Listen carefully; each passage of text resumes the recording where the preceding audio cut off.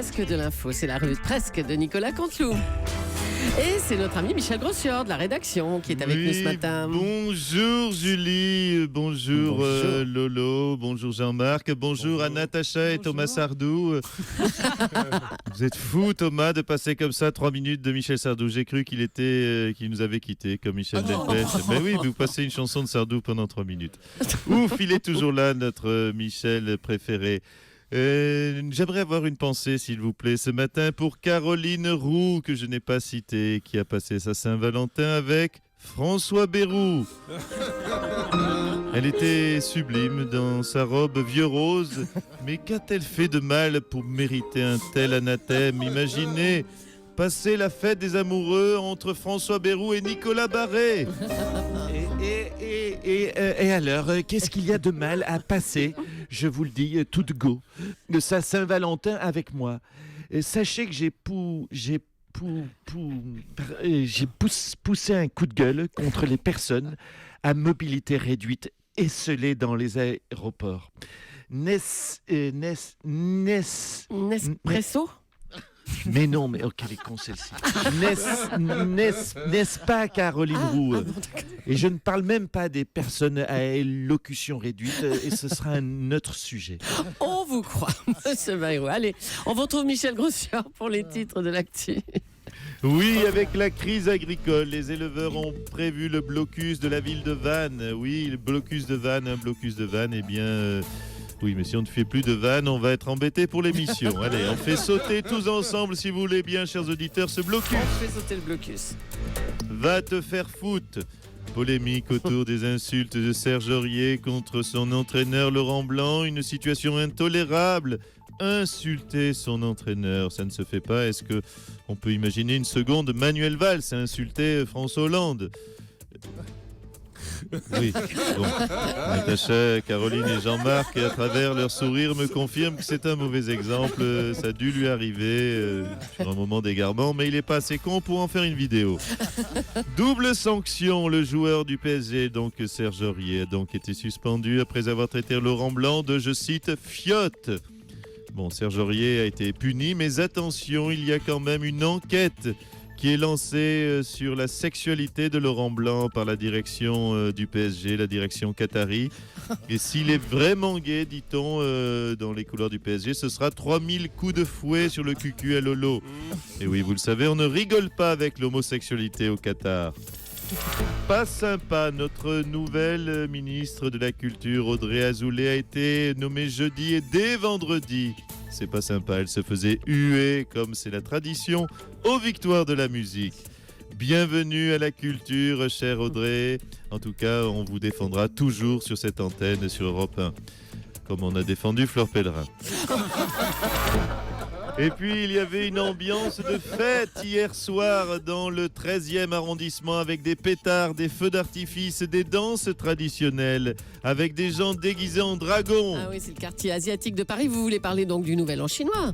Pas du tout, c'était l'ambiance hier, donc en bas de chez Jean-Vincent Placé.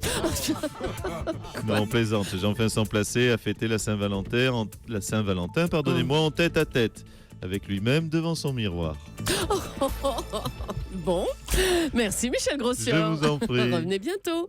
Hier au journal de France 2, le 20h de France 2, Jean-François Copé s'est déclaré candidat aux primaires des Républicains. On va l'accueillir tout de suite. Bonjour Jean-François Copé. Écoutez, c'est trop aimable de relayer cette info qui ne concerne que ma petite et misérable personne sur Europe 1, Radio Bobo, Radio Sado, Radio en linge copé au petit déjeuner. Est-ce que vous m'avez regardé au moins sur France 2 hier soir face à Monsieur Delahousse? C'est pas la question. Dites-nous pourquoi vous vous présentez, Monsieur Copé? Bien tout simplement, et là je vais prendre mon ton comme je l'avais hier soir sur France 2 de repenti et d'introspection. Parce que je sens en France, cher Jules Leclerc, et chez tous les Français, un immense désir de Copé. Ah bon? Quoi, bon, évidemment, et en ce moment d'ailleurs tout le monde parle de moi, dans toutes les librairies, il y a un livre sur moi, notez-le par exemple. Bah oui, bien sûr, c'est vous qui l'avez écrit ce livre. Oui, c'est possible. En tout cas, je sens une ferveur populaire, je suis une sorte de, comment dire, à l'échelle nationale de Donald Trump, mais sans les cheveux. Monsieur Copé, vous pensez vraiment être en mesure de remporter la victoire? Bien sûr, bien sûr. À partir du moment où je considère que la victoire, c'est de faire chier Sarkozy, de l'empêcher de gagner, j'ai toutes les chances d'y arriver. Eh ben voilà, merci Monsieur Copé. On va bien sûr parler maintenant de l'arrivée aux affaires étrangères de Jean-Marc Ayrault. Il est avec nous ce matin. Oui, bonjour à vous, Maryse, à toute votre équipe. Formidable votre matinale, Monsieur Gildas. Bon, écoutez, nous, c'est Thomas Soto et Julie. Bon, ben, c'est pas grave, c'est pas très important. Vous êtes germanophone et ça tombe bien car vous vous rendez en Allemagne très bientôt, Monsieur Ayrault. Tout à fait. Je vois que vous êtes informé sur mon calendrier. Écoutez, je vais tout à fait rencontrer dans les tout prochains jours le chancelier Helmut Kohl. Oui, il est mort en juillet. Non, attendez, il est mort, Helmut Kohl. Helmut dernier, non? Oui, Helmut Kohl. Helmut est mort. Mais c'est Helmut Kohl alors.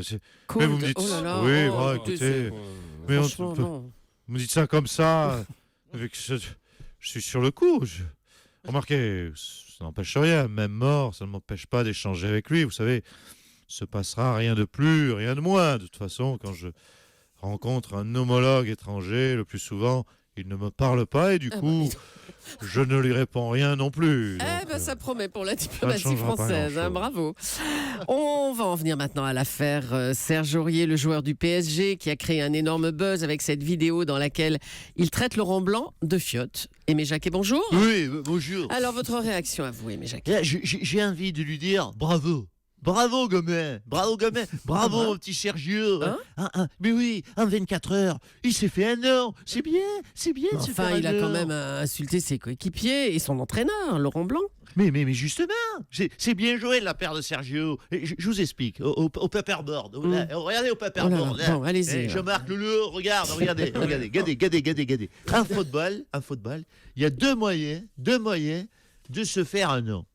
Premier moyen, être meilleur que les autres, comme l'a fait Zlatan et les Zidane. Et puis, il y a le deuxième moyen, être plus con que les autres.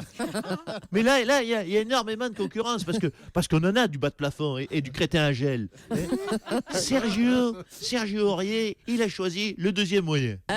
Tant pis pour lui. Merci Aimé Jacquet. Et bonjour Laurent Blanc. Oui. J'imagine que vous avez sévèrement recadré votre joueur. Écoutez, pas encore, nonobstant mon agacement inhérent à ma personne, j'ai préféré demander conseil à un expert en la matière, Louis Nicolet.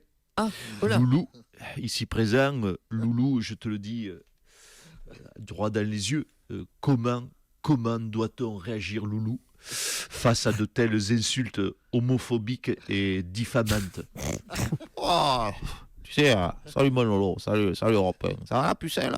Ça va, Alors, c'est quoi cette histoire? C'est histoire de fiotte, c'est ça? C'est une fiotte professionnelle ou une fiotte lourde? Écoutez, bonjour, salut. Une fiotte lourde, on a compris.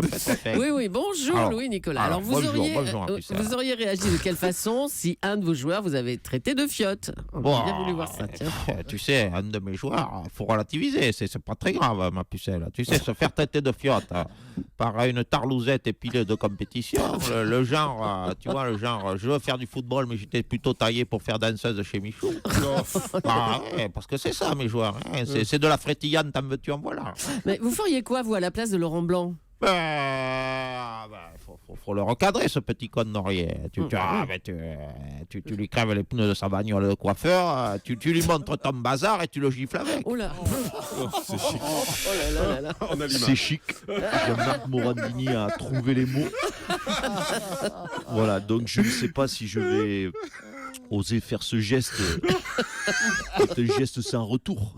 Pour l'instant, je lui ai juste demandé de rester chez lui parce que c'est vrai que dans l'état actuel des choses, je n'ose pas trop encore le voir. Ah putain, mais il a raison, t'es vraiment une fiotte en fait. Mais fais-toi respecter, putain, va le trouver chez lui. Tape-toi sa femme, montre-lui qui c'est le patron. Attends, cabrol, moi j'ai fait ça avec tous mes joueurs. Je peux te dire que depuis, il y en a pas un qui me manque de respect. On le regarde autrement, Pépé Nicolin, je peux te dire. Bon, ouais. Sur ce, je file. J'ai mon petit cassoulet qui m'attend. Au petit déjeuner. Hein. Il m'accompagne, Toto Lastico, là? Ou il reste sur sa banane d'enfant pleine croissance? Banane, c'est bien banane. Et tu veux un petit lait gigose aussi? Allez, un petit lait gigose. Allez. Allez, à bientôt Louis-Nicolas. Et puis hier, c'était donc la Saint-Valentin. Bonjour. Ah, il y avait longtemps. Bonjour, monsieur Strauss-Kahn. Bonjour. Je venais vous voir pour raconter ma Saint-Valentin. Oh non, ça va, merci bien. On veut pas savoir. Mais quoi, mais attendez, mais enfin, mais pour qui me prenez-vous? Mais non, écoutez, ça n'a pas été la fiesta des sextoys, le défilé des lubrifiants, la foire au béant et la kermesse au gluant, pas du tout. Oh non, écoutez, pas du tout. Pitié. Effectivement, c'est encore très chic. S'il vous plaît, monsieur Blanc, laissez-moi mon espace de liberté. Donc, je vais vous raconter ma Saint-Valentin par le détail. Oh là là, pitié. Bon, J'ai d'abord offert des fleurs à ma Valentine. Ah, très bien. Puis des chocolats. Puis nous sommes allés au restaurant. Comme tout le monde, alors, en fait. Et ensuite, c'est vrai, j'ai disposé plus exactement, car j'ai fait ça dans le détail, des pétales de rose dans tout l'appartement. Waouh. Pour tout vous dire, cher Jules Claire, j'ai mis un disque de Barry White. Et nous avons fait l'amour, normalement. Ah ben dis donc, ça avait l'air romantique, hein. Mais bien sûr, tout à fait. Et je peux vous dire que Biquette était ravie. Oh non, pas ça. Oh, t'étais là, ma biquette. Hein. Oh là là, mais dans quel état il t'a mis? C'est pas folichon. Hein. Oh, on voit qu'il t'a fait teinter la clochette, hein, le salaud. Oh là là, pitié, quelle chute. Non, remettons un peu de romantisme dans tout ça. Oh là là. Nicolas Barré. Nicolas. Oui, bonjour Thomas. Bonjour Nicolas. Bonjour à tous. C'était comment cette Saint-Valentin, mon cher Nicolas? Si je devais la résumer en un mot, je qualifierais ma Saint-Valentin d'économique. J'ai appelé ma compagne dimanche matin en lui disant « Chérie, je t'emmène à Venise ». Elle m'a dit « Super idée, j'y suis déjà, mais avec un autre mec que toi ».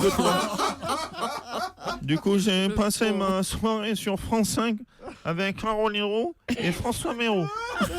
J'ai invité quand même Caroline qui a poliment décliné en me giflant. Du coup, j'ai fini avec Bérouche et Léon Bruxelles. Juste une question, Thomas. Oui. Biquette est pas dispo à déjeuner? Une salade en terrasse, une laitue ou une batavia? Vous nous raconterez ou de la ça mâche, demain. ou une roquette, ou des pissenlits. Bon appétit, mon cher Nicolas, et à demain. Et à demain, Nicolas Canteau, qu'on retrouvera à 8h40 pour la revue de presse en direct.